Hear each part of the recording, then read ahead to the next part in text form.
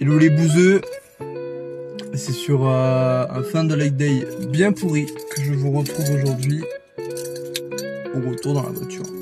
Ouais, aujourd'hui c'était un leg day bien à chier. Je commence volontairement la vidéo à la fin de la séance parce que j'ai déjà fait mes 2 leg day.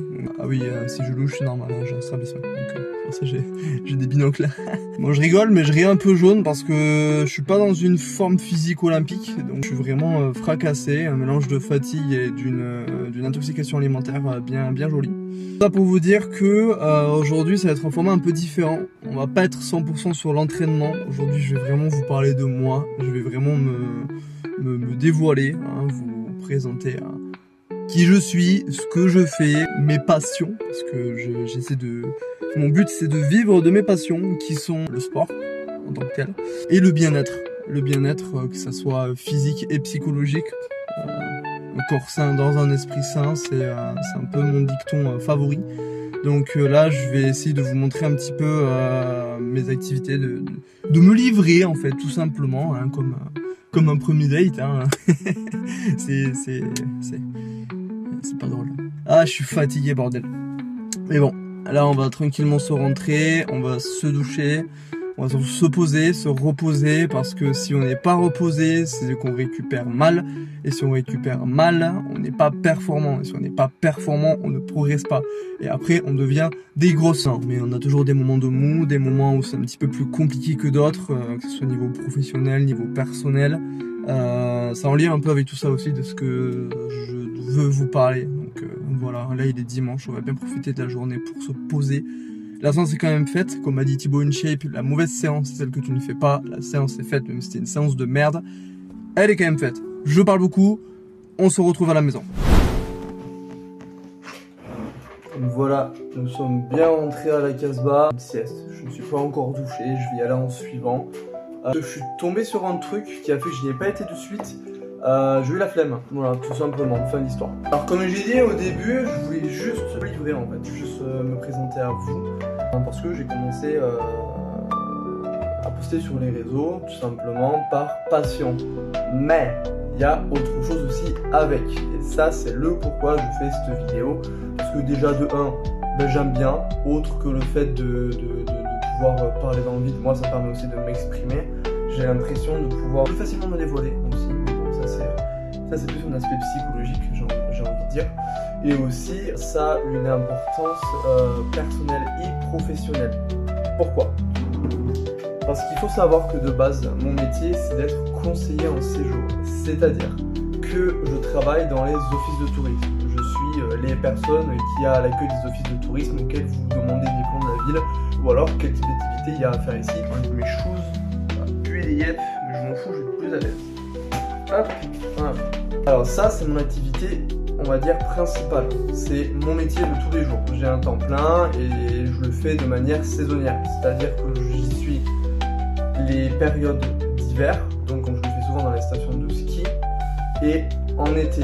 Donc c'est souvent des saisons rallongées l'été, c'est souvent des saisons qui vont de mi-mars jusqu'à fin octobre, ce qui est le cas actuellement.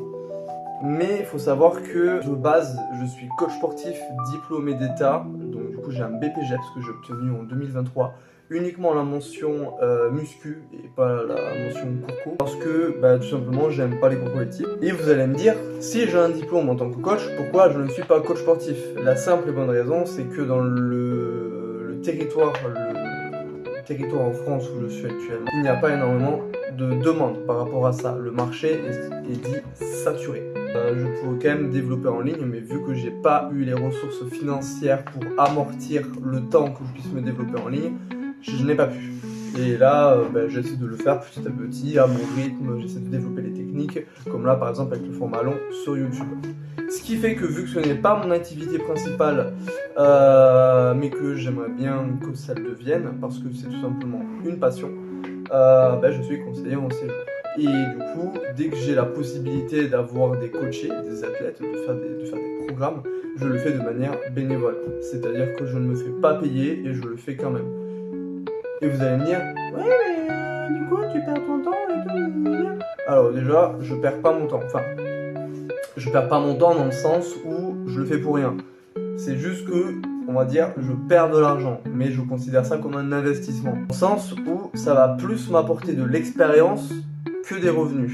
Des revenus, j'ai la chance actuellement d'avoir un métier stable qui me permet quand même de pouvoir payer mes factures, quand même un petit peu d'épargne. Mais c'est pas un métier passion, mais ça reste un métier que j'aime beaucoup, c'est un métier de social que j'apprécie énormément. Donc j'ai pas à me plaindre, j'aime quand même mon métier tout en développant à côté ma passion. Donc je suis conseiller en séjour, diplômé coach sportif et je fais des programmes de manière bénévole pour pouvoir développer mon expérience dans le milieu, mon expérience terrain et surtout, dès que j'aurai les ressources financières, me lancer à mon compte. Il faut savoir aussi que j'ai voulu me développer, me spécialiser, me nicher dans le domaine du coaching sportif. Il y en a plein qui sont spécialisés powerlifting, il y en a plein qui sont fixés fitness, d'autres crossfit, d'autres cross-training, d'autres haltéro et d'autres muscu tout simplement.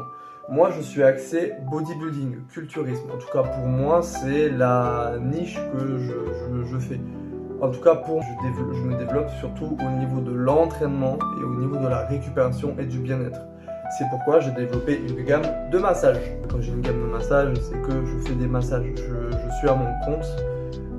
Pour le coup, là, c'est des prestations payantes, puisque c'est quelque chose que je fais en plus, c'est un revenu supplémentaire que je me fais par rapport à ça, qui me permet aussi de me faire la main, on va dire, de manière durable.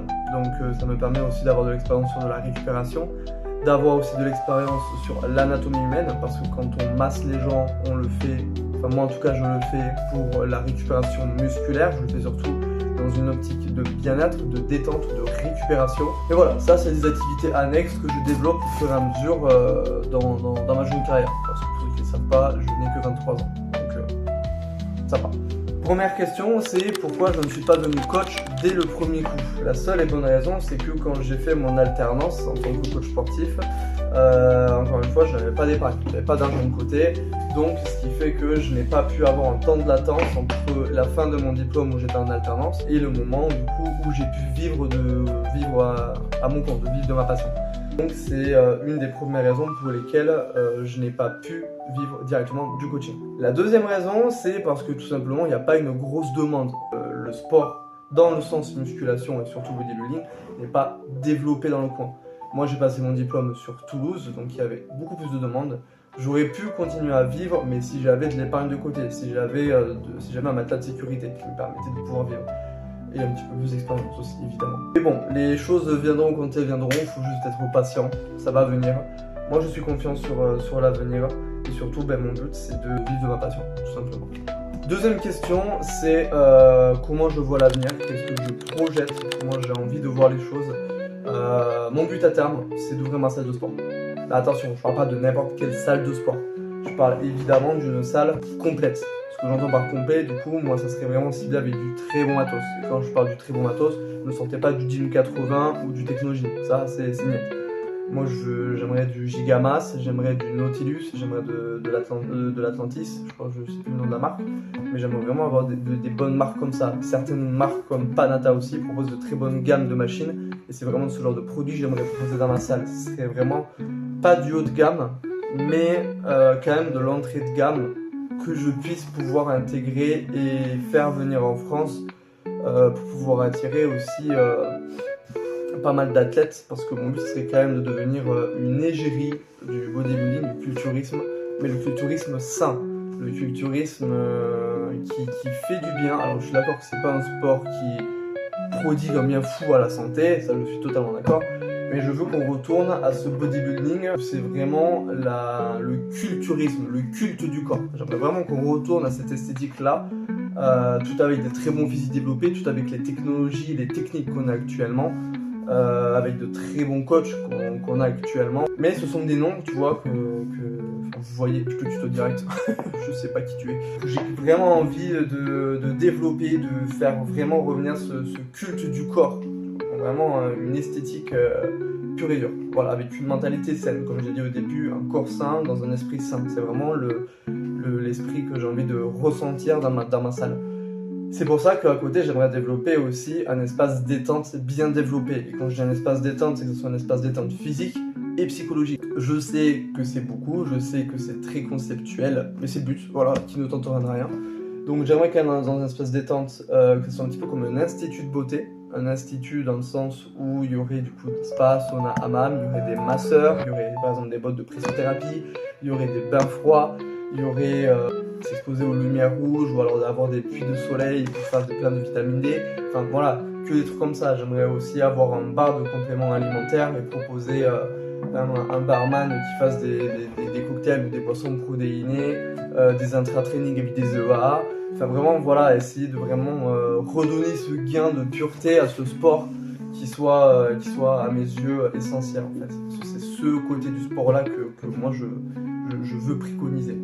Donc voilà, pour la partie à venir, c'est vraiment ce que j'envisage. Troisième question, qui va dans ce sens-là, quelles sont les prochaines étapes imminentes? Alors les prochaines étapes imminentes, ça serait de pouvoir développer par les réseaux sociaux, par une communauté, on va dire, pas fidèle, mais une communauté compréhensive, saine et pure, cette idée du bodybuilding et cette idée du sport, du culturisme, du culte du corps, comme je l'entends. Et bien sûr avec des touches d'humour, avec ma vision des choses que je partagerai, pourquoi pas la partager avec d'autres personnes. Et du coup les premières étapes, ça serait de commencer de manière un petit peu plus soutenue, à diversifier mon expérience terrain. Donc comme je le disais au début, que ça soit par le coaching ou que ça soit par le massage. Là très prochainement je vais faire l'acquisition d'une table de massage et ça va être l'occasion de pouvoir développer un petit peu plus cette gamme, cet aspect qui m'est encore un petit peu plus méconnu. Parce que j'étais quand même diplômé coach sportif en 2023, donc ça fait 3 ans que je fais des entraînements, on va dire expérimentaux, parce que quand ça fait 3 ans que tu exerces un métier, tu as de l'expertise, parce que tu es quand même diplômé dans ce milieu-là, mais tu restes quand même un bébé. Hein. Comme je vous dis, j'ai 23 ans, j'étais diplômé, j'avais 20 ans, j'ai fait 2 ans de STAPS avant, donc niveau anatomie, je m'en sors, surtout avec les massages. Mais c'est surtout l'expérience terrain. La théorie, j'en ai bouffé, maintenant il me faut de la pratique. Il faut de la pratique. Dans votre métier, il faut beaucoup de pratique. C'est comme dans le métier de conseiller en séjour, il faut beaucoup de pratique. C'est la répétition qui paye. Votre cerveau, c'est que comme ça qu'il va fonctionner. Il n'y a qu'en répétant les choses et en l'habituant à une habitude, justement, que les choses vont se faire. Donc les prochaines étapes, ça va être de se faire la main sur de l'expérience terrain, donc dans les massages et continuer à faire du coaching bénévolement, sauf si bien sûr j'ai un petit peu plus de demandes et que ça commence à évoluer. Mais là pour l'instant, j'ai juste envie de kiffer et de partager tout simplement, sans forcément grandes attentes. Si ça marche, tant mieux, si ça marche pas, tant pis. Moi ça me fait kiffer, donc ceux qui n'aiment pas, vous avez le droit, c'est votre droit d'exprimer et moi j'ai le droit de vous dire d'aller vous faire. Ceux qui aiment bien, merci beaucoup encore une fois, et puis voilà, c'était un petit peu ma vision des choses et c'était un petit peu aussi vous présenter mon activité. Voilà. Sur ce, moi je vais aller me toucher, je vais aller aussi me poser parce que je suis fatigué. J'espère que ça vous a plu, si c'est le cas, j'aimerais bien que vous lâchiez un petit like, que vous dites tout simplement ce que vous en pensez en commentaire, c'est pas mal. Et aussi à vous abonner. Voilà, si vous voulez me suivre sur Instagram, je mettrai aussi le nom de mon Instagram juste en bas. Donc voilà, n'hésitez pas, ça donne toujours de la force. Et moi j'aime bien. Sur ce, je vous fais des gros bisous et puis prenez soin de vous. Soyez forts, un esprit sain dans son corps sain.